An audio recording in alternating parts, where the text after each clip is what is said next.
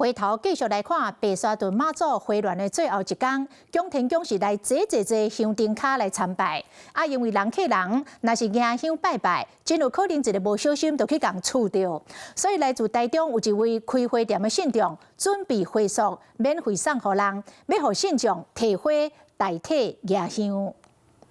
白沙屯媽祖拜樓入口，志工佇咧等會放滿花束，這花是要送予回鑾的香燈卡，予信眾會當用花入廟拜拜。不少香燈腳已經回到白沙屯拱天宮來參拜，不過人多的時候使用傳統香可能會造成別人燙傷，這時候就可以用花來代替。因為今年香燈卡人太多，就驚提香拜拜會甲人觸到傷。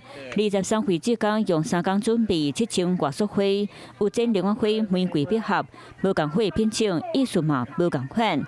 日頭花含結晶代表步步高升，百合代表萬事合喜。剪龍眼花是要送予親像阿母的媽祖娘娘，玫瑰花是用來祈求姻緣的。花安尼啦，就以因的心來心意安尼。不錯啊，因為其實在進香路上蠻多的，就是可能會是單身，然後整理花一般，不管是男生或女生。拿香跟拿花的意義就是第一點環保問題，很多人推擠之中拿香的話，會碰到別人，導致燙傷。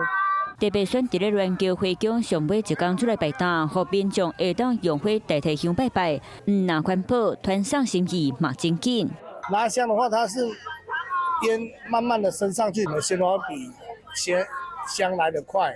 發送給煙火頭家今年已經是第6年擺檔，雖香燈卡是拿來拿多，為枕頭仔3000束增加到即馬7000束，希望發出去花那團送對媽祖的心意，嘛開啟人甲人之間的緣分。Hello， 我是莊慧琪，想要搶先掌握最及時的新聞資訊嗎？趕快訂閱、按讚、開啟小鈴鐺，鎖定華視新聞 YouTube 頻道。